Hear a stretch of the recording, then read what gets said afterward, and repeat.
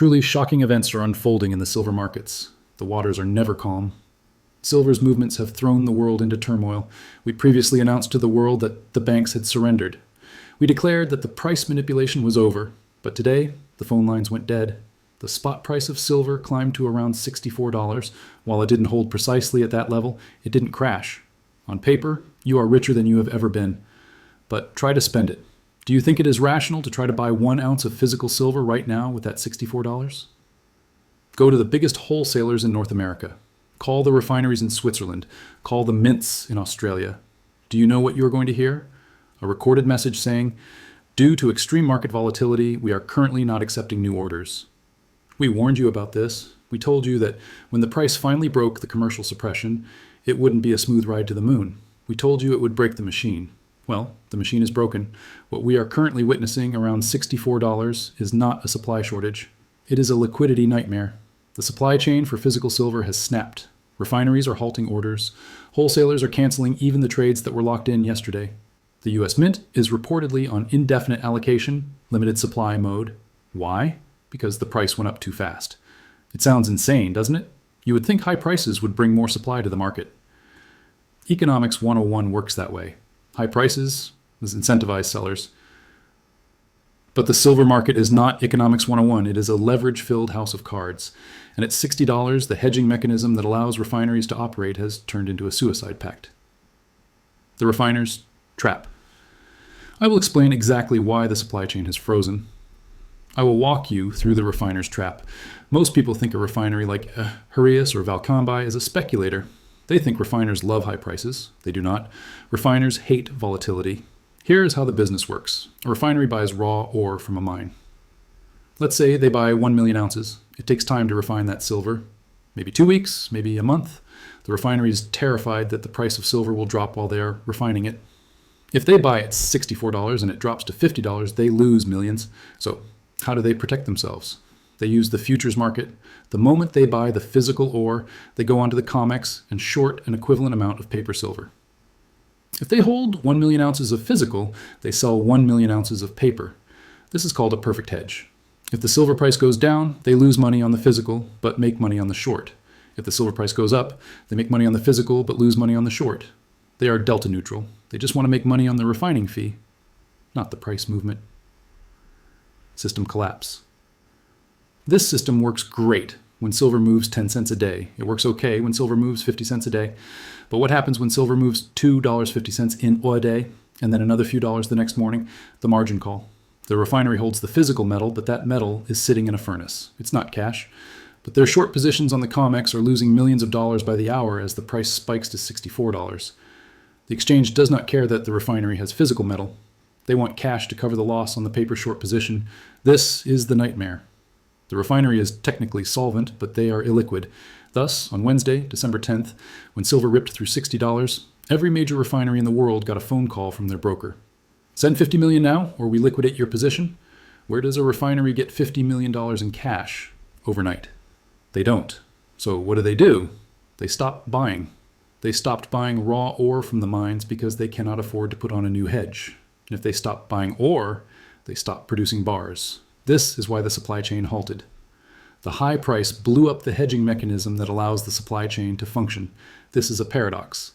The higher the price goes, the less silver gets produced. Wholesaler panic. While the refineries are frozen, what happens to the next layer, the wholesalers? These are the companies that buy 1,000-ounce industrial bars and melt them down into 1-ounce rounds, 10-ounce bars, and coins. When the refineries halted orders this morning, the wholesalers panicked. I spoke to a source at a major minting facility in Florida just 2 hours ago. He described the atmosphere as apocalyptic. He said, "We have orders for 500,000 ounces from retail customers who bought the breakout yesterday. We took their cash, but our supplier just canceled our delivery for next week. We are short 500,000 ounces. If we cannot source the metal, we are technically bankrupt. This is the dirty little secret of the bullion industry." Most of it runs on just-in-time inventory. When you buy from a website, they usually do not have that specific bar. They turn around and order it from the wholesaler. The wholesaler orders it from the refiner. Industrial buyers step in. But here is the truly striking part. While the wholesalers are scrambling desperately, the industrial buyers are swooping in. Tesla, Samsung, First Solar. They do not buy 1-ounce coins, they buy the 1,000-ounce bars directly from the vaults. And for $64, they are not hedging, they are stockpiling. They see the refinery freeze, they understand the mechanics. They know that if the refineries stop producing for a month, the solar panel assembly lines stop. That is why the industrial giants are bypassing the wholesalers. They are offering premiums that the coin shops cannot match. They are paying $65, $70, $75 per ounce for immediate delivery of industrial bars. This sucks the remaining liquidity out of the retail market. Wholesalers are getting outbid by the technology giants. You are competing for silver against Elon Musk. Who do you think wins that bidding war? The threat of force majeure. Now we need to talk about the legal consequences. The word you need to learn today is force majeure. It is a French term. It means superior force. In contract law, it is a clause that allows a company to walk away from a contract because of an unforeseeable event that makes performance impossible. Usually, this is reserved for wars, earthquakes, or acts of God. However, in the fine print of almost every bullion dealer and futures exchange, market dislocation or extreme volatility is listed as a valid reason for force majeure. With silver at $64 and refineries halted, we are dangerously close to force majeure declarations. What does this mean for you? If you hold unallocated silver in a pool account, if you own SLV shares, or if you hold a futures contract and the entity declares force majeure, they do not have to give you the silver. They can settle your contract in cash, and they will do so at a price they determine. Imagine this scenario. Silver hits $100 next week. The dealer or bank declares force majeure because they cannot source the metal. They send you a check for your account value based on the closing price of December 10th, $61.75. Silver is trading at $100. You get paid $61.75. You lose $40 an ounce. You also lose the metal, and it is perfectly legal. I believe you now understand why I have been shouting this from the rooftops. If you don't hold it, you don't own it. The divorce of prices. We are witnessing a divorce. For 40 years, the spot price and the physical price were married. They moved together. Sure, there was a small premium, $2 here, $3 there, but at $62, they filed for divorce. The spot price is becoming irrelevant. It is a number on a screen representing a 5,000-ounce bar that might not exist, traded by high-frequency algorithms. The real price is what you can negotiate in a dark alley. It is the price a solar manufacturer pays a refiner. It is the price you pay your local coin shop. Right now, that price is closer to $80. If spot is $64 and you cannot buy below $80, what is the real price of silver? It is $80. The screen is lying. Unobtainium psychology. To understand where silver goes from $64, you must stop thinking like a trader. You must start thinking like a survivalist. You have to understand the psychology of unobtainium. Unobtainium is a term used in engineering and sci-fi for a material that is perfect for the application but impossible to get. When a commodity becomes unobtainium, the price creates a vertical wall. It does not go up 10% a day. It doubles, then it doubles again. We saw this with rhodium in 2020. Rhodium is used in catalytic converters. Supply tightened, manufacturers panicked. The price went from $2,000 to $29,000, a 14-ounce increase. Why? Because the car companies needed it. If they didn't have rhodium, they couldn't sell the $50,000 car. So, paying $29,000 for an ounce of dust was a bargain compared to shutting down the factory. Silver has entered this phase. The solar energy example. A TopCon solar panel factory runs 24/7. It costs billions of dollars to build. It employs thousands of people. It has contracts with governments to deliver gigawatts of power. If the silver paste runs out, the factory stops. Workers go home. Contracts are breached. The solar company's stock price collapses. The government fines them. So, what is the procurement manager at First Solar doing right now? He is looking at the screen. He sees $64. He calls his supplier. The supplier says, "No inventory." Does the manager say, "Oh, well, I guess we'll wait"? No, he screams. He says, "I don't care what the price is. Find it." He calls a competitor. He calls a vault in London. He calls a private hoarder. He offers $70. They say no. He offers $80. They say no. He offers $100. And finally, someone says yes.